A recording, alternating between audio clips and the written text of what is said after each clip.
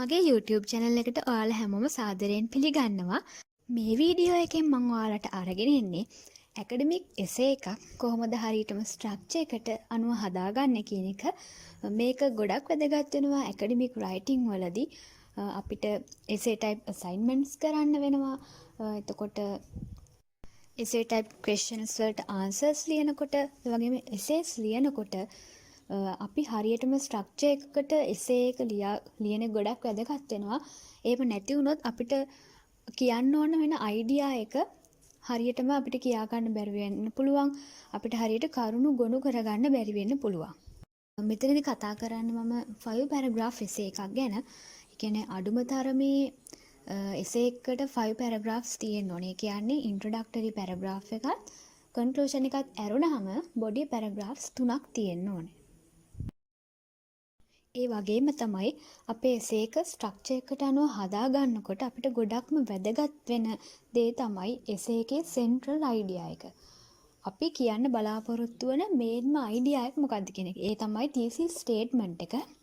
ඒ thesis statement එක වටා තමයි අපේ essay එක ගොඩ නැගින්නේ. මේ thesis statement එක එහෙම නැත්නම් අපේ essay එකේ central idea එක ගැන හඳුන්වා දීමක් කරනවා introductory paragraph එකේ. ඒ වගේම body paragraphs වලින් ඒ central idea එක discuss කරනවා. එහෙමත් නැත්නම් thesis statement එක discuss කරනවා. ඊළඟට conclusion එකෙන් වෙන්නේ එන්න ඒ discuss කරපු ideas summary එකක් විදිහට conclusion එකට අරන් එනවා. හරි. එහෙනම් අපි මුලින්ම බලමු introductory paragraph එක කොහොමද ලියන්නේ කියලා. introductory paragraph එකේ කොටස් තුනක් තියෙනවා. මේ පිරමීඩයෙන් පෙන්නලා තියෙන්නේ අපි කොහොමද අපේ essay topic එකේ වටපිටාව පැහැදිලි කරලා ටික ටික කොහොමද අපි අපේ central idea එකට එන්නේ කියන එක. ඒ කියන්නේ අපේ දෘෂ්ටි කෝණයට අපි මේ topic එකේ මොන පැත්තේද අපි ඉන්නේ කියන එකට එන විදිහ තමයි මේ පෙන්නලා තියෙන්නේ. මුලින්ම general introduction එකක් දෙන්න ඕන. ඒ කියන්නේ පුළුල් හැඳින්වීමක් කරන්න ඕන.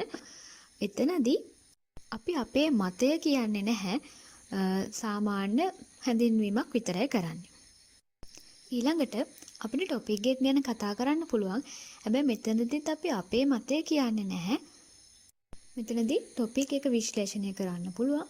ඒකට අපිට අනික් පුද්ගලයා මේ topic එක ගැන මොනවද කියලා තියෙන අදහස් කියලා ඒ දේවල් ඇතුළත් කරන්නත් පුළුවන්. ඊට පස්සේ තමයි අපි thesis statement එකට එන්නේ. මෙතනදී තමයි අපි හරියටම අපේ මතය මොකක්ද කියලා කියන්නේ.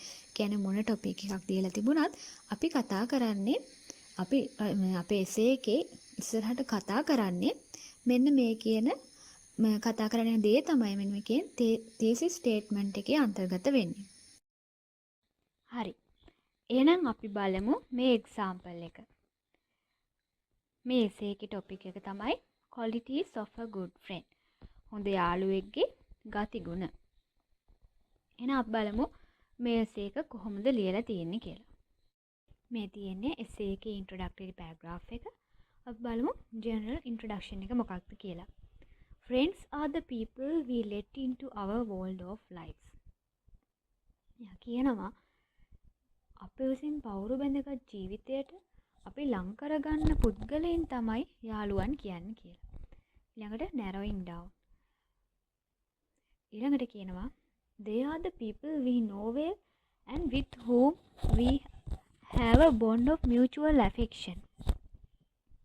ඒ අය තමයි අපි හොඳින්ම හඳුනන ඒ වගේම එයාලත් එක්ක අන්‍යෝන්‍ය සෙනෙහසින් යුතු බැඳීමක් තියෙන පුද්ගලයන් තමයි යාළුවෝ කියන්නේ කියලා. Of all the friends one gets to have in a lifetime, good friends are the ones who last the longest and become family.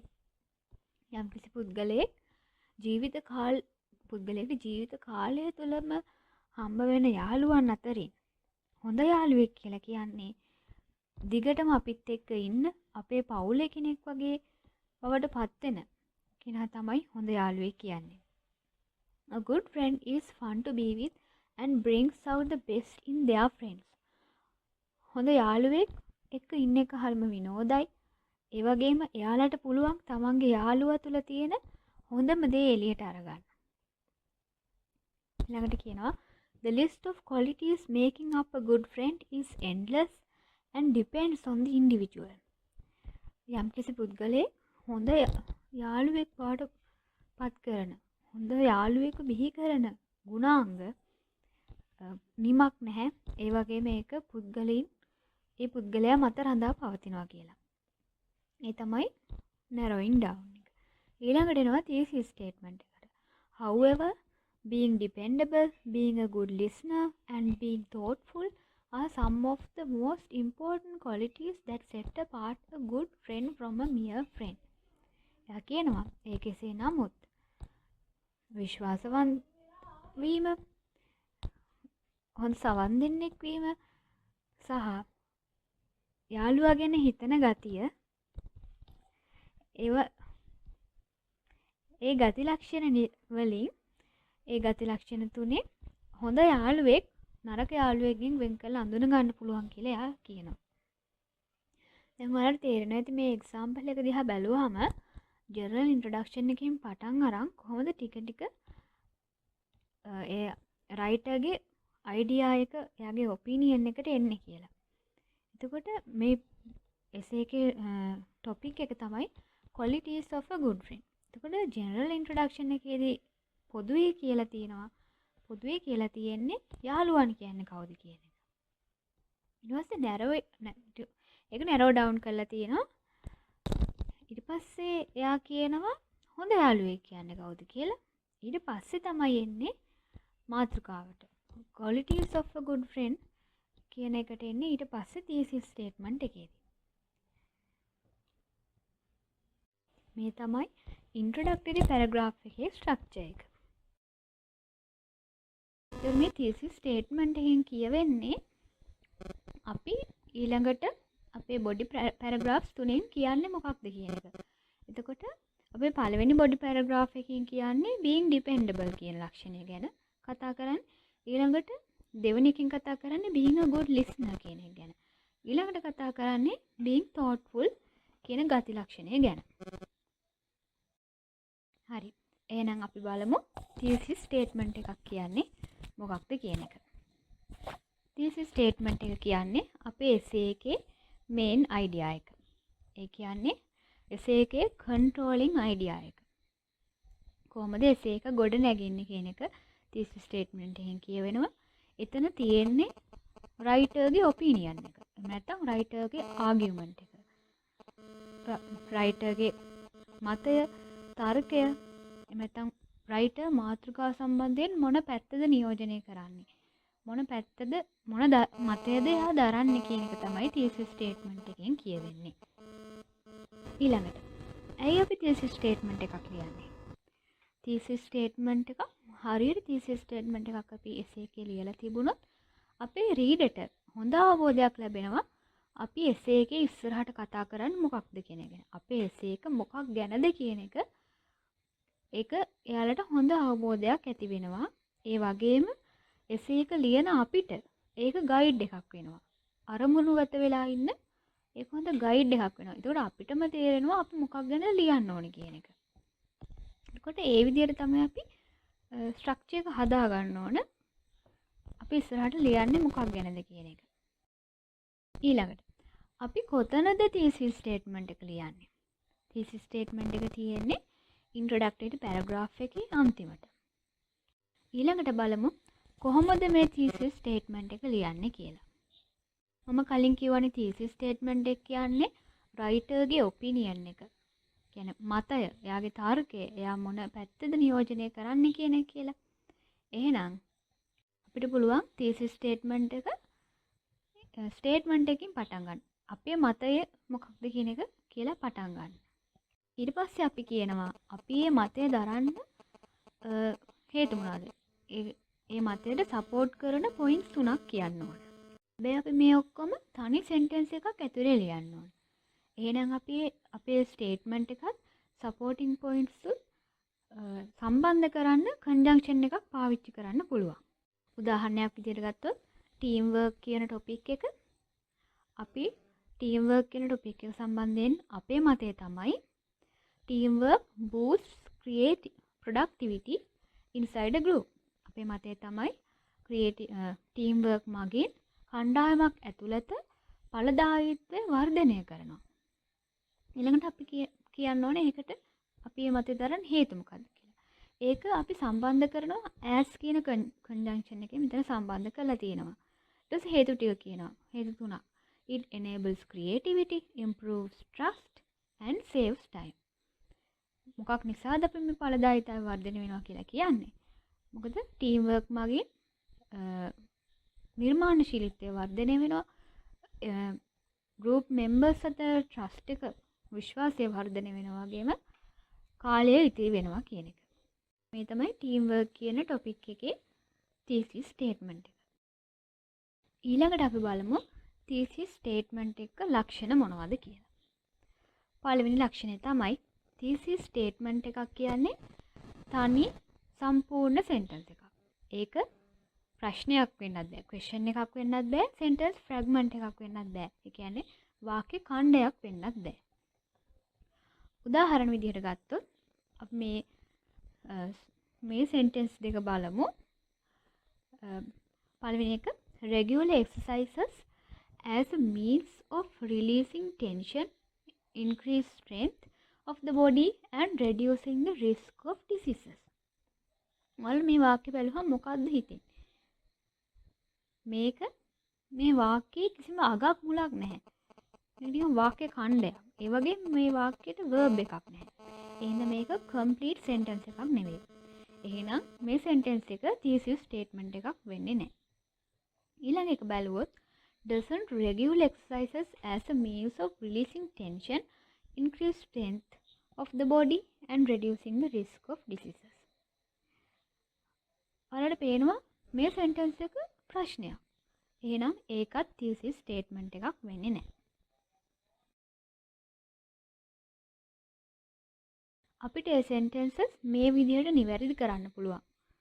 Regular exercise is beneficial to people's health as it releases tension, increases strength of the body and reduces the risk of diseases. එතකොට මේ විදිහට thesis statement එකක්. මේක thesis statement එකක්. ඊළඟ ලක්ෂණය. thesis statement එකක් මගින් express වෙන්න ඕන, ප්‍රකාශ වෙන්න ඕන එක idea එකයි. යම්සේ එක topic එකකට ඒකෙන් express වෙන්න ඕන එක idea එකයි. බැරිලා හරි thesis statement එකට ideas කීපයක් දෙකක් හෝ කීපයක් තිබුණොත් අපේ essay එක කියවන කෙනා confuse වෙනවා. එයාට හිතා ගන්න බැරුව වෙනවා අපේ essay එක මොකක් ගැනද ලියලා තියෙන්නේ කියන එක. දැන් උදාහරණයක් විදිහට ගත්තොත් මේ sentence එක regular exercises has a number of benefits to people's health and there are many types of regular exercises. එතකොට මෙතනදී අදහස් දෙකක් කියලා තියෙනවා. එතකොට ඒක thesis statement එකක් වෙන්නේ නැහැ. ඒක අපිට මේ විදිහට නිවැරදි කරන්න පුළුවන්. Regular exercise is beneficial to people's health as it releases tension, increases strength of the body and reduces the risk of diseases. ඊළඟ ලක්ෂණය. thesis statement එකකින් නිකම්ම topic එක announce කරන්නේ නැහැ. නිකම්ම topic එක කියන එක නෙවෙයි thesis statement එකෙන් සිද්ධ වෙන්නේ. thesis statement එක කියන්නේ writer ගේ මතය, අදහස, එයාගේ ආගියුමන්ට් එක. එහෙමනම් මේ එයාගේ topic එක ගැන තියෙන position එක. එහෙමනම් ඒක යම්කිසි කෙනෙක්ට එකඟ වෙන්න හෝ නොවෙන්න පුළුවන් දෙයක් වෙන්න ඕන. ඒක නිකම්ම topic එක මේකයි කියන එක නෙවෙයි ඒකෙන් කියවෙන්න ඕන. යම්කිසි කෙනෙක්ට එකඟ වෙන්න හෝ නොවෙන්න පුළුවන් දෙයක් වෙන්න ඕන මේ thesis statement එක. මේ උදාහරණ බලන්න. පළවෙනි එක In this essay, I am going to discuss the benefits of regular exercises to people's health. ඊළඟ එක බලන්න. This essay will discuss the benefits of regular exercises to people's health. මේ විදිහට thesis statement ලියන්නේ නැහැ. මොකද මේ දෙකේදීම නිකම්ම මාතෘකාව මේකයි කියන එක තමයි කියලා තියෙන්නේ. කිසිම තර්ක කරන්න පුළුවන් දෙයක්, එහෙම ඔපිනියන් එකක් මෙතනදී කියවිලා නැහැ. එතකොට මේක thesis statement එකක් වෙන්නේ නැහැ.